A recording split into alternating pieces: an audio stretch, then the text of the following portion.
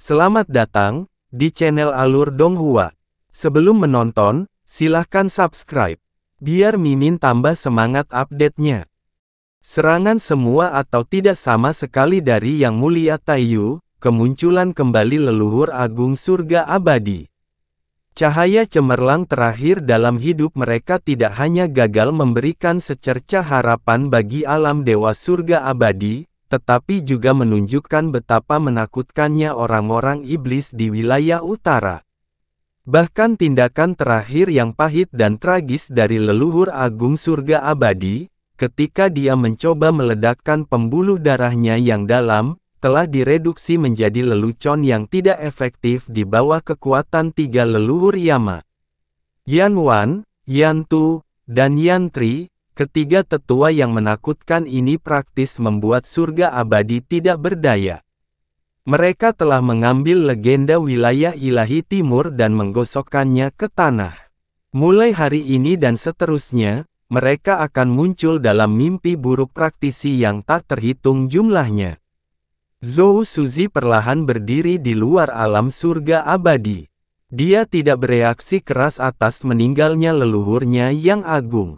Segala sesuatu yang terjadi hari ini telah membuat hatinya dipenuhi abu pahit. Ayah kerajaan. Saat tangisan sedih itu terdengar di udara, Zhou Qingfeng bergegas ke sisinya. Tiga penjaga lainnya berada tepat di sampingnya, 30 tetua surga abadi dan sekelompok ajudicator mengikuti di belakangnya. Tanpa diragukan lagi, ini masih merupakan kekuatan yang sangat besar. Itu mewakili setengah dari kekuatan inti alam surga abadi. Terutama karena, Kaisar Langit Surga Abadi dan calon putra mahkotanya masih ada. Namun, alam surga abadi telah ditaklukkan oleh iblis dan mutiara surga abadi telah direbut oleh iblis.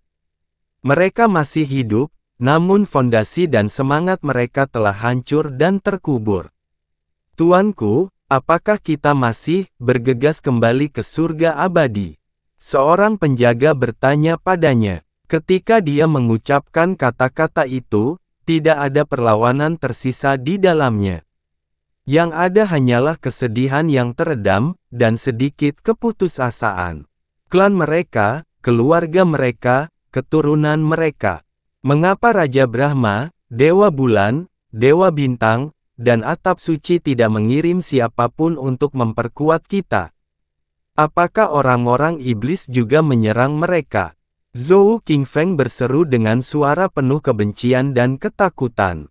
Ada formasi proyeksi besar yang dipasang di alam surga abadi dan itulah sebabnya semua orang di wilayah ilahi timur dapat menyaksikan penderitaan mereka. Mungkinkah kerajaan lain juga telah terdesak ke dalam kesulitan seperti itu? Jika memang benar demikian, seberapa mengerikankah orang-orang iblis ini?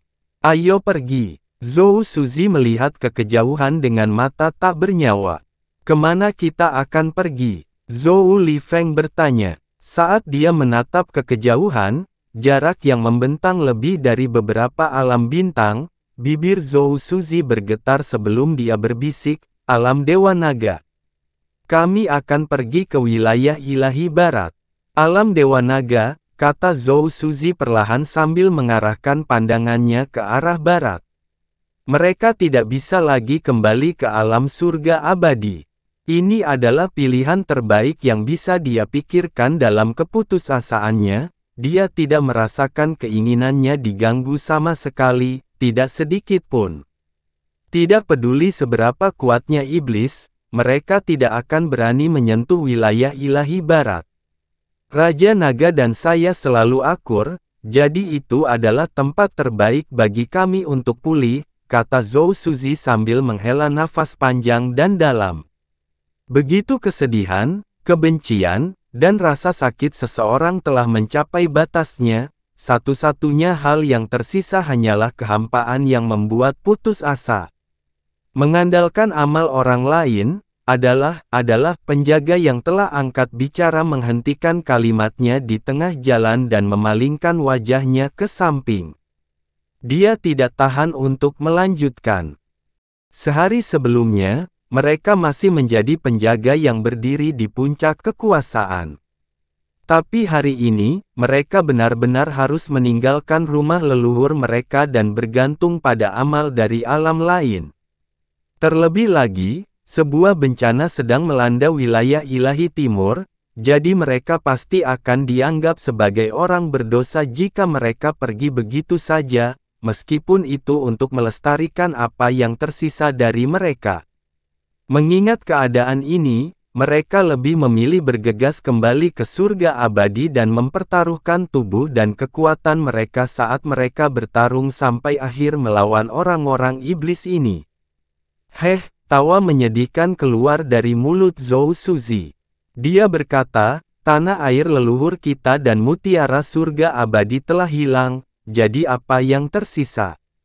Bahkan jika kita mati dalam perjuangan ini, maka surga abadi akan benar-benar hancur. Bahkan jika kita harus bergantung pada amal orang lain, bahkan jika kita dikutuk oleh seluruh dunia, satu-satunya cara kita bisa bangkit kembali dan membalas dendam adalah jika kita bertahan hidup. Begitu dia selesai mengucapkan kata-kata itu, sebuah cahaya aneh muncul di matanya. Itu bukanlah cahaya ilahi yang tenang yang biasanya dipancarkan matanya, tapi cahaya yang sangat gelap. King Feng. Dia mengangkat tangan untuk menepuk bahu Zhou King Feng sambil berkata, jauh lebih baik bagi kita untuk hidup dengan rasa sakit dan penghinaan ini daripada membakar hidup kita tanpa pandang bulu dengan sia-sia. Bukan pilihan pertama yang merupakan tanda kepengecutan, melainkan pilihan terakhir, apakah kamu mengerti? Tangan Zhou King Feng mengepal erat dan jangka waktu yang lama berlalu sebelum dia akhirnya bisa mengerahkan tekad untuk menganggukkan kepalanya. Matanya berubah tegas dan penuh tekad. Ya, anak ini bersedia mengikuti ayah kerajaan ke alam Dewa Naga wilayah barat. Ketika kami akhirnya kembali, kami pasti akan mengambil kembali surga abadi dan menghapus penghinaan hari ini dengan darah. Ketika seluruh wilayah ilahi timur menyaksikan pembantaian menyedihkan di alam surga abadi, tidak ada seorang pun yang menyadari bahwa Kaisar Langit Surga Abadi dan banyak elit di dunia tersebut diam-diam telah mengubah tujuan mereka. Mereka tidak lagi berlomba kembali ke surga abadi.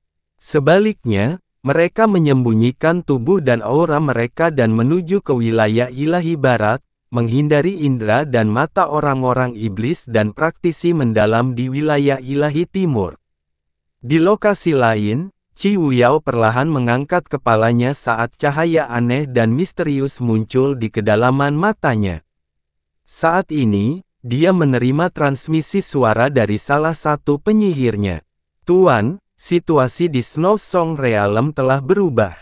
Qi Wuyao sama sekali tidak terkejut dengan pesan ini. Dia menjawab, kamu tidak perlu repot dengan wilayah lain di alam Song Salju, tapi untuk tempat tinggal sekte Divine Ice Phoenix, alam Ice Phoenix, kamu tidak boleh membiarkan satu orang pun memasukinya. Penyihir Canyi menyingkirkan giok iblis transmisi suaranya saat dia melayang di udara di atas alam es Phoenix. Perasaan ilahi miliknya telah sepenuhnya menutupi dunia bintang raksasa. Ketika orang-orang iblis di wilayah utara melancarkan serangan habis-habisan mereka ke wilayah ilahi timur.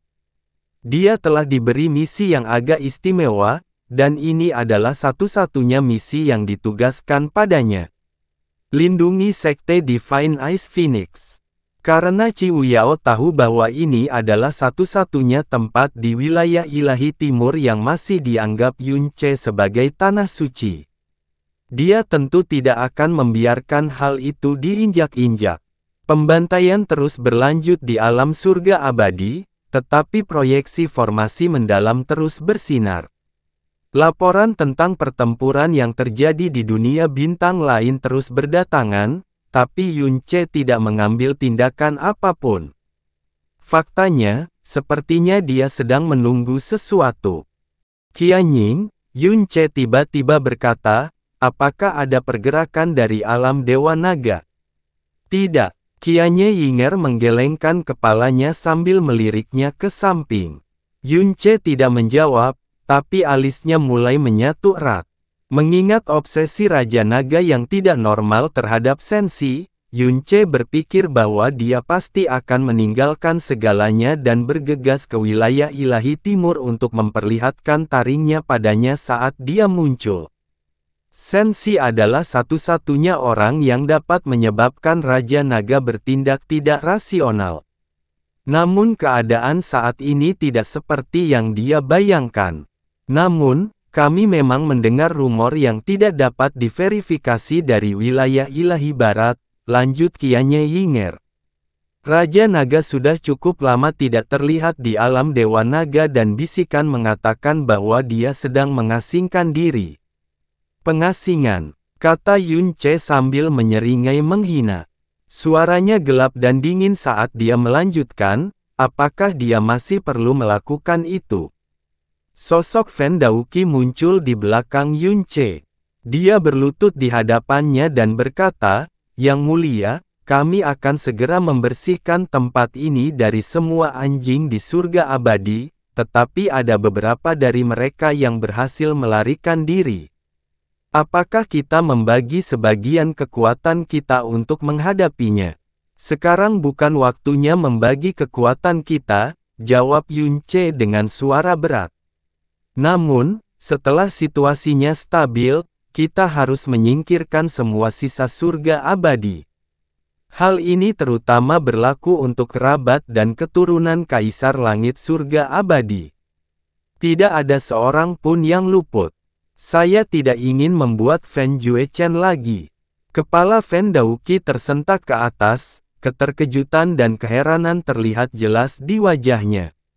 Fen Juechen. Otaknya berputar saat ia dengan cepat melakukan pencarian silsilah garis keturunan Burning Moon, 18 generasinya, dan semua orang dengan nama keluarga Fen di kota kerajaan Burning Moon.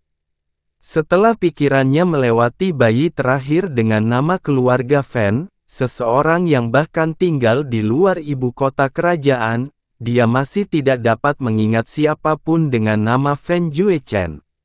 Kepanikan tiba-tiba memenuhi hatinya saat dia berkata dengan suara hati-hati, "Saya tidak tahu siapa Fen Juechen ini, jadi saya mohon Yang Mulia menjelaskannya kepada saya." Yunce melirik ke arahnya sambil berkata, "Ada orang selain garis keturunan Burning Moon yang memiliki nama keluarga, Fen, di alam semesta ini. Itu bukan sesuatu yang harus kamu khawatirkan. Setelah Anda selesai membersihkan, segera kumpulkan semua sumber daya surga abadi. Semakin cepat Anda menyelesaikannya, semakin baik."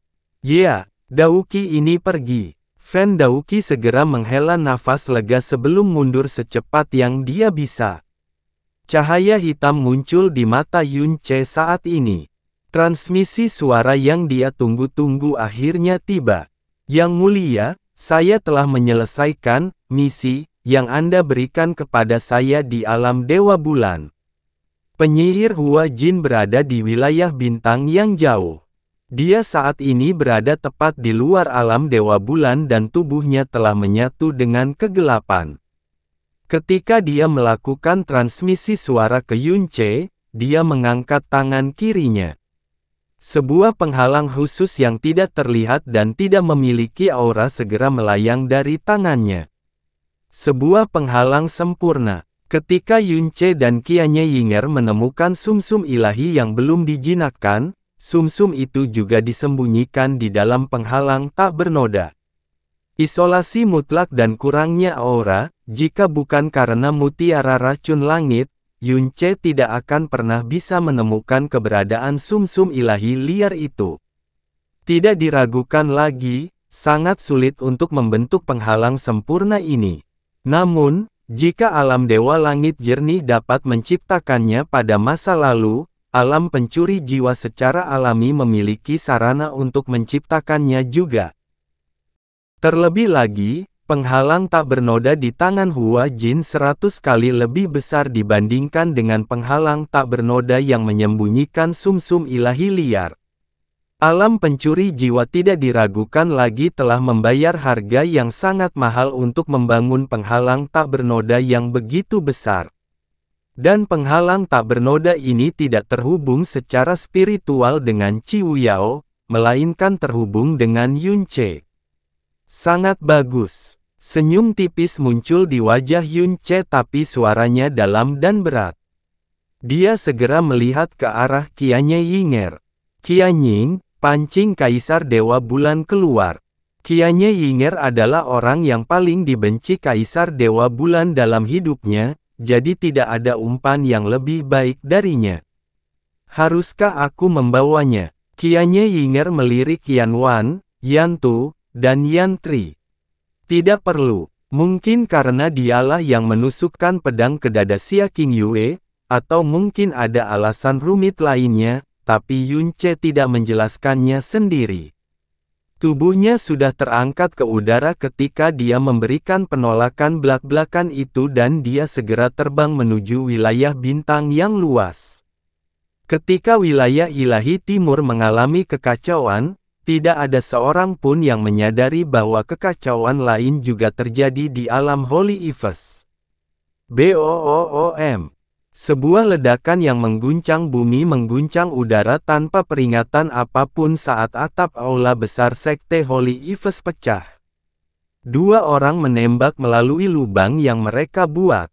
Energi dari dua guru ilahi yang sangat kuat saling bertabrakan di udara, gelombang kejutnya hampir merobohkan bangunan sekte raksasa itu.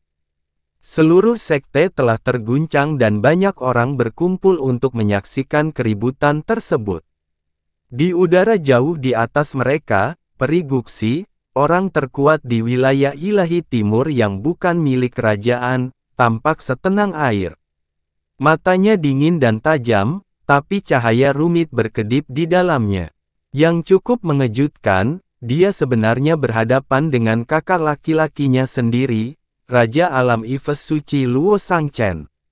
Saat dia menatap Luo Guxi, wajah Luo Shangchen sangat gelap dan matanya berubah menjadi merah-merah yang mengejutkan dan mencolok. Saat ini matanya memancarkan kegelapan dan niat membunuh yang belum pernah dilihat siapapun sebelumnya. Lengannya, tidak, seluruh tubuhnya gemetar hebat, dan auranya juga sangat gelisah dan tidak teratur. Orang di depannya jelas-jelas adalah adik perempuannya, pilar stabilitas dan kekuatan alam Efes suci, orang yang menjadikan Luo Changsheng pria seperti sekarang ini, Luo Guxi. Namun dia sepertinya sedang menatap musuh bebuyutan yang tidak pernah bisa dia rujuk. Ini. Pada awalnya, semua orang berpikir bahwa orang-orang iblis telah menginvasi alam Efes suci, tetapi ketika mereka melihat apa yang terjadi, mereka semua benar-benar tercengang. Kebencian dan niat membunuh yang memenuhi udara mengejutkan hati mereka dan membuat tulang punggung mereka merinding. Tetua Agung Holy Efes memasang wajah berani dan melangkah maju sambil berbicara dengan suara setenang yang bisa dia kumpulkan, Master Sekte, Peri Guxi, mungkinkah ini semacam kesalahpahaman? Membunuh. Namun, kata-kata Tetua Agung Holy Efes memicu teriakan melengking dan mengerikan dari Luo Shangchen. Dia mengarahkan jarinya ke arah Luo Guxi dan setiap bagiannya bergetar hebat saat dia berteriak, "Bunuh dia! Bunuh dia! Bunuh dia! Heh, bunuh aku! Hahaha!" Luo Guxi tertawa liar. Dia melepaskan lengan jubahnya dan mengirim semua murid Holy Efes yang mendekati mereka terbang. Dia menatap mata merah Luo Shangchen sambil mencibir, "Sampah tak berguna sepertimu ingin membunuhku. Hah, itu hanya akan menjadi angan-angan bagi orang sepertimu." Rahang Penatua Agung Efes ternganga saat matanya melebar hingga seukuran piring. Dia benar-benar bingung harus berbuat apa. Faktanya, semua murid Holy Efes Realm yang hadir benar-benar tercengang dengan pemandangan ini. Apa yang sedang terjadi? Apa sebenarnya yang terjadi di sini?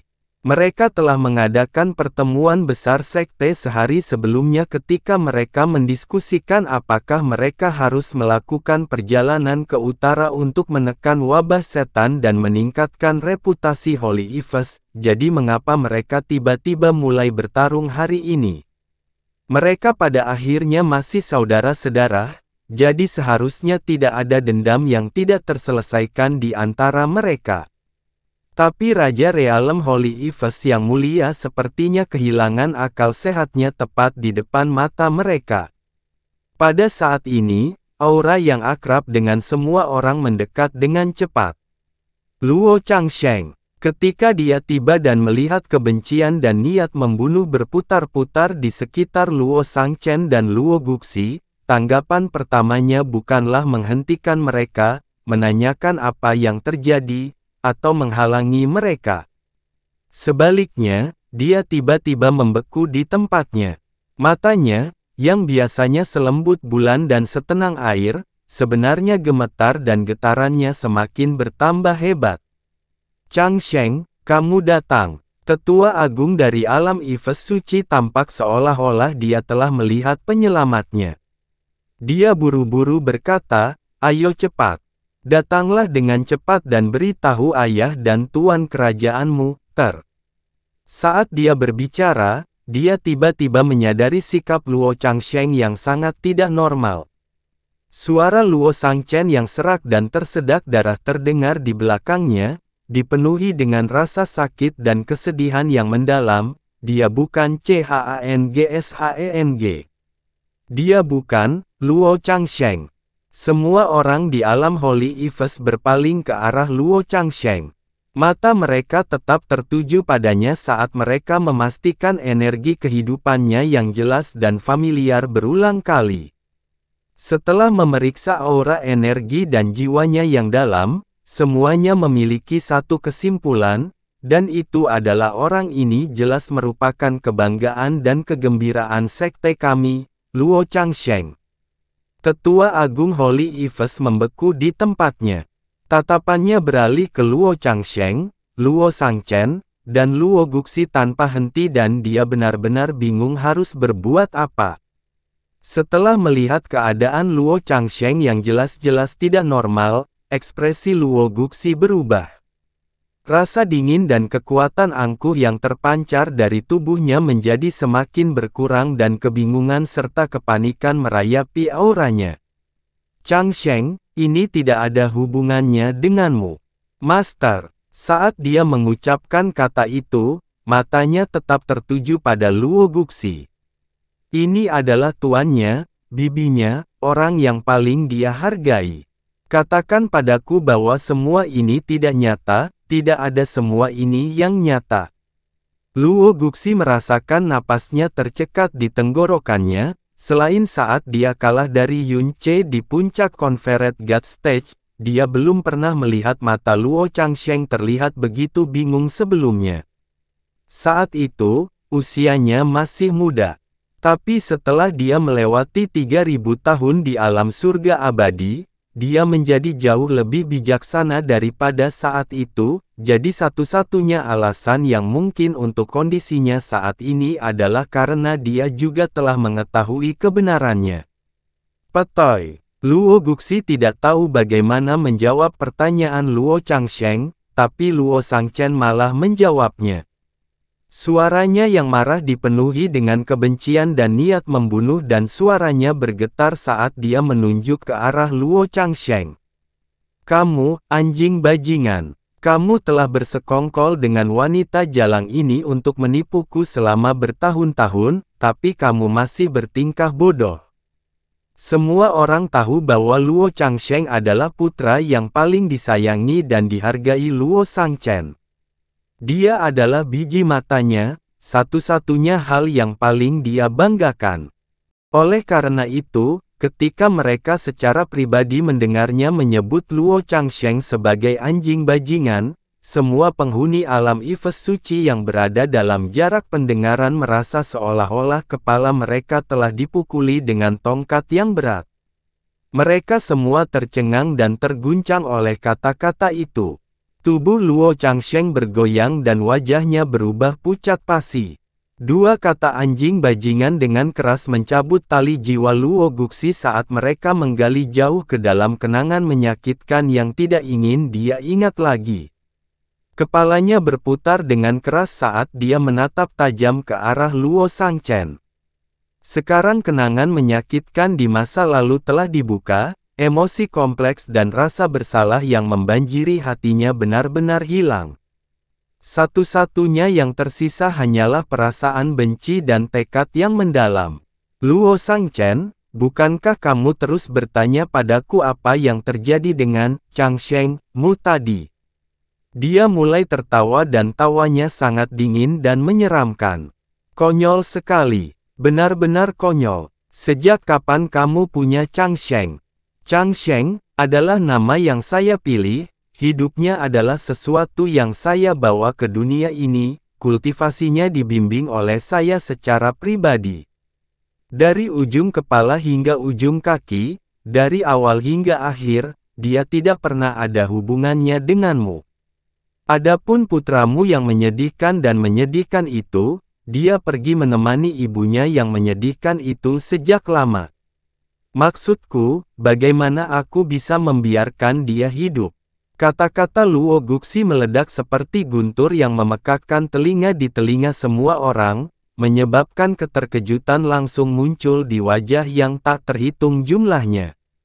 Meskipun Luo Shangchen telah menyimpulkan bahwa ini adalah satu-satunya kesimpulan yang mungkin, ketika dia mendengar Luo Guxi mengucapkan kata-kata itu, pembuluh darah di matanya hampir meledak. Dasar jalang, kamu jalang. Saat dia mengucapkan kata-kata itu, tubuhnya melesat ke arah Luo Guxi. Gelombang pasang energi yang menjulang tinggi menyedot semua puing-puing di area tersebut dan melonjak menuju Luo Guxi dalam hiruk-pikuk, dan Luo Changsheng yang kebingungan juga berada dalam radius ledakannya. Luo Guxi mendorong Luo Changsheng dan saat dia melakukan itu, gelombang energi runtuh dan bumi retak. Pada akhirnya, budidaya Luo Shangchen tidak dapat menyaingi Luo Guxi dan ia terlempar ke belakang karena pukulannya. Namun, niat membunuh yang terpancar dari tubuhnya belum hilang sedikit pun. Wajahnya berubah semerah darah dan seolah-olah semua darah di tubuhnya mengalir ke kepalanya karena kemarahannya yang luar biasa. Hahaha. Luo Guxi mulai tertawa ketika Luo Shangchen mengamuk. Wajahnya berkerut saat dia tertawa liar tanpa menahan diri. Matanya dipenuhi dengan rasa jijik dan kegembiraan saat dia berkata, "Ini adalah karma. Inilah karma yang Anda dan anjing tua itu tuai. Ini adalah karma yang dituai oleh alam Ifes suci." Mata Luo Shangchen hampir keluar dari rongganya. Dia dengan susah payah menyadari siapa yang dia maksud ketika dia mengucapkan kata-kata anjing tua itu. Ayah mereka, Raja Alam Ifes Suci sebelumnya, Luo Lingtian. Saat itu, dia dengan kejam mengutuk Luo Lingtian sebelum meninggalkan alam Holy Ifes. Dia telah bersumpah untuk tidak pernah kembali dan dia baru kembali setelah Luo Lingtian meninggal, ketika Luo Changsheng telah lahir. Namun, hanya tubuhnya yang kembali ke alam Holy Ifes.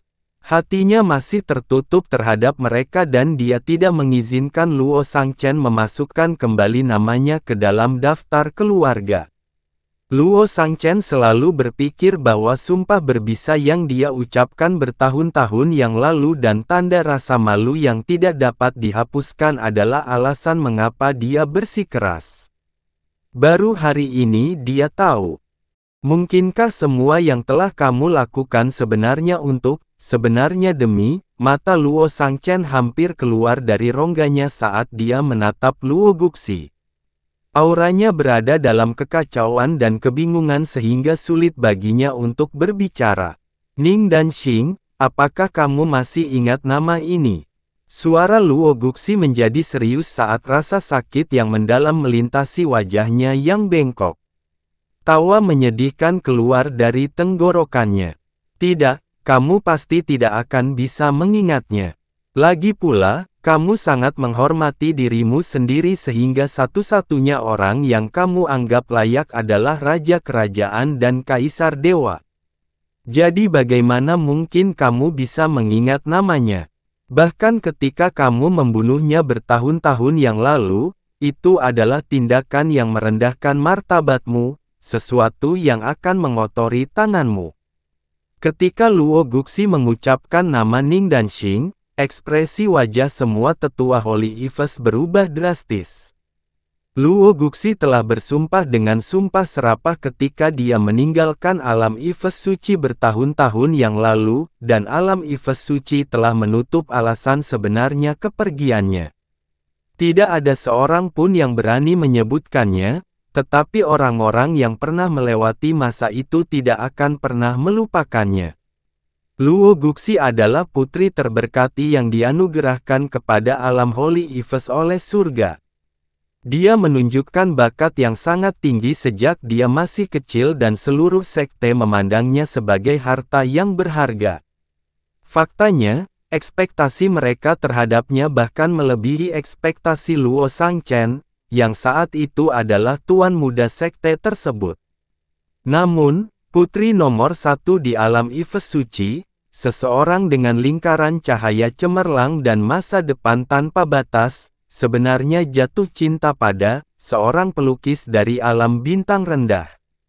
Ning Danxing. Ketika Raja Alam Eves suci pada zaman itu, Luo Lingtian, menemukan hal itu, dia menjadi sangat marah. Sebagai kakak laki-lakinya, Luo Shangchen juga tidak akan pernah membiarkan Luo Guxi merendahkan martabatnya dan menikahi pelukis itu. Jika berita tentang masalah ini tersebar, niscaya akan merusak reputasi alam Holy Eves dan menjadikannya bahan tertawaan dunia lain. Jadi mereka mengambil tindakan ekstrim untuk menghentikan Luo Guxi, tapi dia sangat mencintai Ning Danxing. Dia begitu tenggelam dalam kegilaannya sehingga dia menutup telinga terhadap perintah ayah dan saudara laki-lakinya dan berulang kali mengunjungi alam bintang yang lebih rendah untuk bertemu dengan Ning Danxing, seolah-olah dia kesurupan. Kesabaran Luo Lingtian telah mencapai batasnya. Dia menjadi sangat marah dan memerintahkan Luo Shangchen untuk secara pribadi pergi ke alam bintang yang lebih rendah dan membunuh Ning Danxing. Dia juga memerintahkan Luo Shangchen untuk mengembalikan kepalanya, untuk selamanya memadamkan pikiran bodoh Luo Guxi. Namun, reaksi Luo Guxi saat melihat kepala kekasihnya jauh lebih kejam daripada yang pernah diimpikan oleh siapapun di alam Eves suci. Sepertinya dia sudah gila. Dia dengan kejam mengutuk Luo Lingtian dan Luo Shangchen dan bahkan menyerang mereka dengan amarahnya. Pada akhirnya, dia melarikan diri dengan luka serius. Saat dia meninggalkan alam Eves suci, dia mengucapkan sumpah yang sangat berbisa sehingga membuat siapapun yang mendengarnya merinding. Setelah itu, dia menghilang selama beberapa milenium berikutnya. Ketika dia akhirnya kembali ke rumah, dia telah mengubah namanya menjadi Luo Guxi, telah menjadi peri Guxi yang terkenal, orang terkuat di wilayah ilahi timur di luar kerajaan.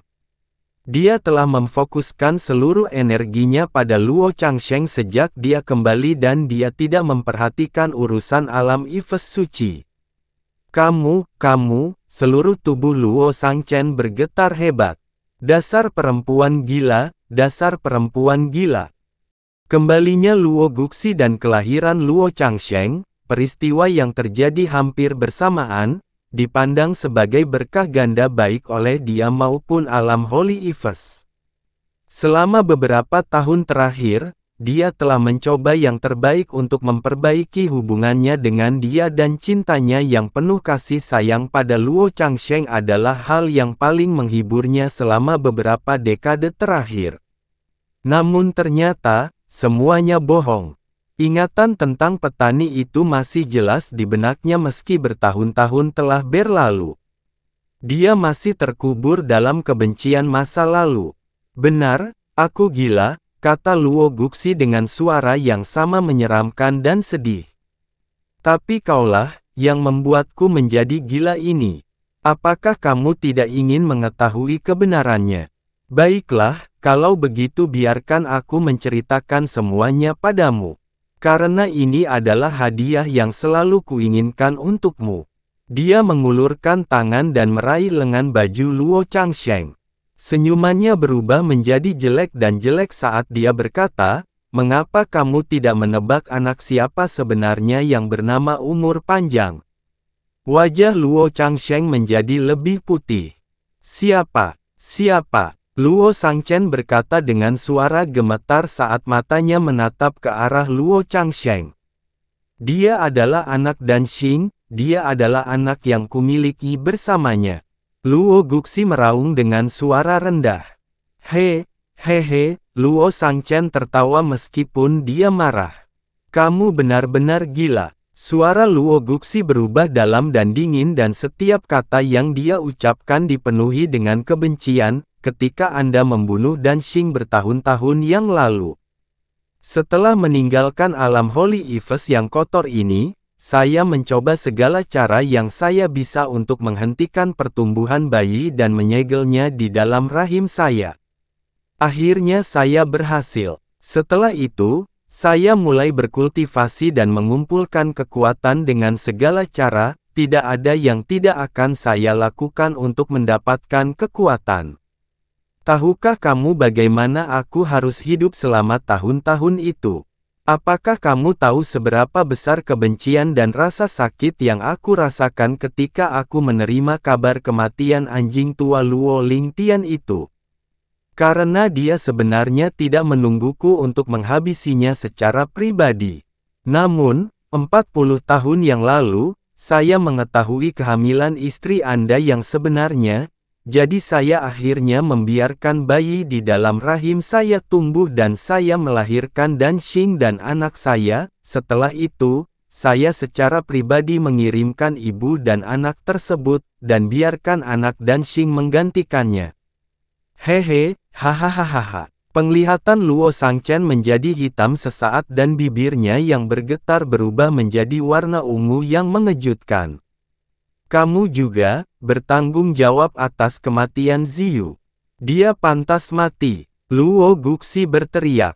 "Meskipun dia juga seorang wanita, dia sebenarnya memihakmu dan memaksaku meninggalkan Danxing saat itu, dia pantas mati." Tubuh Luo Sangchen bergoyang hebat saat dia merasakan darah mengalir deras di dadanya. Semakin banyak orang mulai berkumpul dan setiap orang dari mereka tampak benar-benar tercengang, adapun Luo Changsheng, semua darah telah terkuras dari wajahnya dan seolah-olah jiwanya telah meninggalkan tubuhnya. Sumber daya terbaik dari alam Eves suci Anda, posisi paling agung, semua pujian dan kemasyhuran, adalah milik anak yang lahir dari Danxing dan saya. Ini adalah hutang kalian semua padaku. Sesuatu yang kalian semua berutang pada Danxing. Hahaha, Luo Guxi mulai tertawa terbahak-bahak, tapi jika ada yang melihat lebih dekat, mereka bisa melihat air mata mengalir di matanya. "Awalnya aku berencana memberimu kejutan besar ini setelah Changsheng secara resmi mewarisi posisi Master Sekte dan Raja Kerajaan, tapi aku juga tidak keberatan jika kamu mengetahuinya sekarang." Dia tertawa kecil. "Tak lama lagi, seluruh alam dewa akan mengetahui bahwa Tuan Muda Changsheng, permata paling cemerlang di alam Eves suci, biji matamu, bahkan bukan putra dari keluarga Luomu. Ayahnya adalah Ning Danxing. Bertahun-tahun, Sekte Eves suci Anda telah membesarkan putra Danxing untuknya. Untuk menebus pembunuhannya. Kamu, banyak pembuluh darah muncul di mata Luo Sangchen. Penglihatannya menjadi hitam pekat sebelum menjadi putih pucat. Akhirnya, saat penglihatannya gagal, anak panah darah yang mengalir terbalik keluar dari mulutnya. "Master Sekte!" Semua tetua dan anak-anak Luo Sangchen berteriak ketakutan saat mereka maju ke depan untuk mendukungnya. Setelah itu, mereka semua menoleh untuk melihat Luo Guxi dan Luo Changsheng. Mata mereka bergetar hebat dan mereka menyadari bahwa mereka tidak dapat mempercayai atau menerima hal ini, tidak peduli seberapa keras mereka mencoba untuk merasionalisasikannya. Luo Guxi selalu memanjakan dan menyayangi Luo Changsheng. Dia menyelidiki alam dewa awal mutlak berkali-kali, dia bahkan membuang harga diri dan martabatnya sebagai guru ilahi selama konvensi dewa yang mendalam ketika dia menyerang Yun Ce di depan semua kerajaan dengan niat untuk membunuh. Sejak Luo Guxi kembali ke alam Holy Eves, semua keeksentrikan dan perilaku ekstremnya disebabkan oleh Luo Changsheng. Bagi seluruh dunia, ini hanya dianggap sebagai cinta yang dia miliki untuknya sebagai tuan dan bibinya. Namun baru hari ini mereka mengetahui bahwa mereka sebenarnya ibu dan anak. Apa yang kamu katakan? Apa yang kalian semua katakan? Luo Changsheng akhirnya berbicara. Suaranya serak dan tubuhnya gemetar hebat, seolah terjebak di tengah badai salju. Luo Guxi berbalik dan matanya berubah sangat lembut. Dia berbicara dengan suara lembut dan menenangkan, Changsheng, tahukah kamu mengapa aku memberimu nama Changsheng? Karena ayahmu, ayah kandungmu, menggambar lukisan umur panjang untukmu saat dia mengetahui bahwa aku mengandungmu. Ini adalah nama yang diberikan ayahmu kepadamu. Saat dia berbicara, dia dengan lembut mengangkat tangannya. Sebuah gulungan lukisan muncul di tangan itu dan tersegel dalam cahaya yang tampak lembut. Sepertinya itu berasal dari masa lalu tetapi tidak ada satupun tanda yang terlihat di sana. Ketika cahaya putih lembut itu memasuki mata Luo Changsheng, itu tampak sangat mencolok baginya. Dia berbicara dengan suara gemetar, bohong, itu semua bohong. Anda berbohong kepada saya. Kalian semua berbohong padaku. Changsheng, dengarkan aku, kata Luo Guxi. Kamu belum menjadi Holy Eves Realm King, jadi mengungkapkan segalanya kepadamu saat ini memang terlalu dini. Namun, sekarang Anda akan mengetahui kebenarannya. Bahwa aku bukan bibimu melainkan ibumu. Alasan aku kembali ke alam Holy Eves yang kotor ini bersamamu adalah demi kamu. Demi aku. Wajah tampan Luo Changsheng berubah. Penglihatannya menjadi kabur dan segala sesuatu di dunianya tiba-tiba tampak begitu konyol dan tidak masuk akal. Dia menjawab dengan suara tak bernyawa, tidak, kamu menghancurkanku, kamu ingin menghancurkanku.